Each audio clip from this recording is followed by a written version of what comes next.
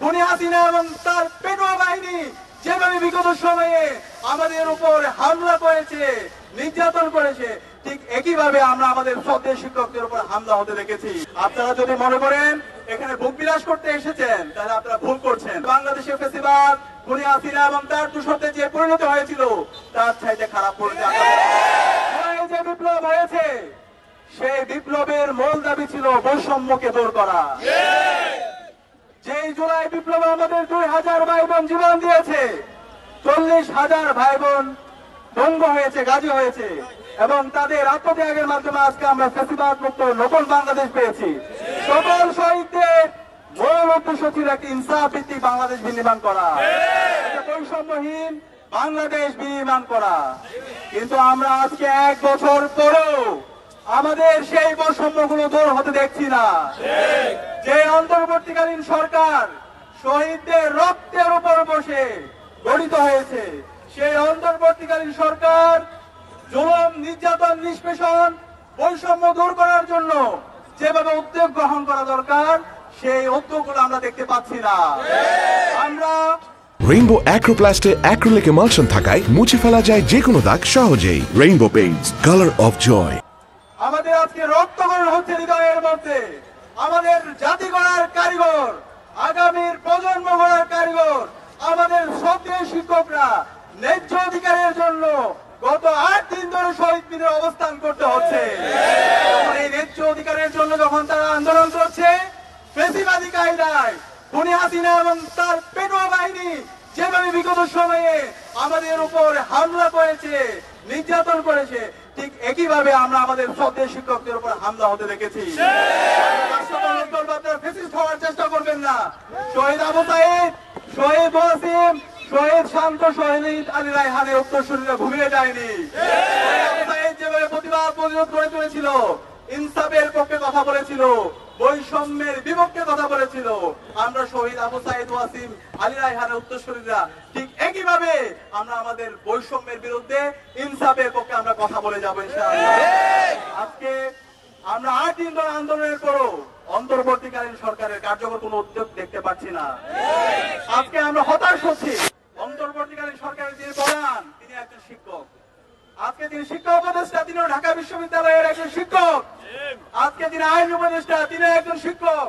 আজকে যিনি জ্বালানি উপদেষ্টা, তিনিও একজন শিক্ষক। অন্তর্বর্তীকালীন সরকারে আমরা যাদেরকে দেখতে পাই, তারা সবাই শিক্ষক। শিক্ষক হয়ে আপনারা আমাদের শিক্ষকদের বঞ্চনা, তাদের ন্যায্য অধিকার কথা অনুভব করতে পারছেন না। আপনারা যদি এটা করতে না পারেন, আপনাদের এখানে থাকার দরকার নাই। পাঠাই নাই। শিক্ষার্থীদের এবং আমাদের শিক্ষকদের ন্যায্য যে দাবি আছে, সেই দাবি বাস্তবায়ন করার জন্য আপনাদেরকে পাঠিয়েছি। জুলাইয়ের শহীদদের যে আকাঙ্ক্ষা, তাদের যে প্রত্যাশা, সেই প্রত্যাশা বাস্তবায়ন করার জন্য আপনাদেরকে পাঠিয়েছি।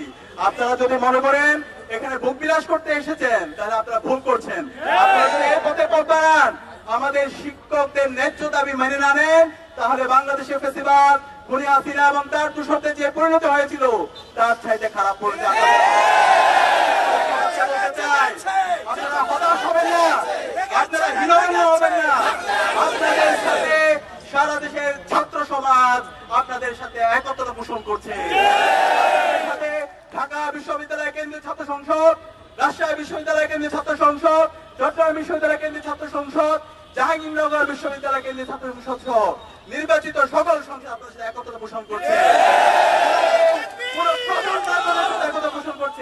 বাংলাদেশের প্রাইভেট বিশ্ববিদ্যালয়ের শিক্ষার্থীরা আপনাদের সাথে একত্র পোষণ করছে। সকল মাদ্রাসা, স্কুল, কলেজ, বিশ্ববিদ্যালয়ের শিক্ষার্থীরা আপনাদের সাথে একত্র পোষণ করছে। এবং আমরা বলতে চাই, শিক্ষকদের যে ন্যায্য দাবি, আপনাদের দাবিটা কি? সামান্য একটা দাবি। সে দাবি হচ্ছে আমাদের শিক্ষকদের যে বেতন, সে বেতনের 20% তাদেরকে আবাসন ভাতা দিতে হবে। আরে ভাই, আপনাদের তো 40% দেওয়া আপনাদের দায়িত্ব। 40% দেওয়াটা হচ্ছে আপনাদের রাষ্ট্রের দায়িত্ব। সেখানে কেন একজন শিক্ষককে 20%-এর জন্য দিনের পর দিন এই শহীদ মিনারে রোদে পড়তে হবে এবং বৃষ্টিতে ভিজতে হবে। এবং আমরা আমাদের শিক্ষকদের দাবি, ছোট্ট একটা দাবি, তাদের ট্রিটমেন্টের জন্য, চিকিৎসার জন্য তাদের 1500 টাকা ভাতা। আরে ভাই, 1500 টাকাটা কি বেশি? রাস্তায় টাকার অভাব হয়েছে, হাজার হাজার কোটি টাকা আপনারা লোপাট করছেন, সেটা কাউন্টার করে। আপনারা আমাদের শিক্ষকদের উপর জুলুম করবেন না, সেই জুলুম আপনারা বরদাস্ত করবেন না, আগুন নিয়ে খেলবেন না বাংলাদেশের ছাত্র সমাজ। এবং আমরা একই সাথে আমাদের শিক্ষকদের যে দাবি, যারা স্টাফ আছে তাদের উৎসব ভাতা 75% উৎসব ভাতা, সেটা একটা ন্যায্য দাবি। আমি অনুরোধ করবো অন্তর্বর্তীকালীন সরকারকে, এখনো সময় আছে, শিক্ষকদের ন্যায্য যে দাবি আছে সেই ন্যায্য দাবি মেনে নিন, তাহলে এমন ঝড় হবে, এমন উত্তাল তরঙ্গ হবে যেটা আপনারা বইতে পারবেন না। আমাদের শ্রদ্ধেয় শিক্ষকদের যে দাবি আছে, ন্যায্য দাবি আছে, সেই ন্যায্য দাবি মেনে নিন।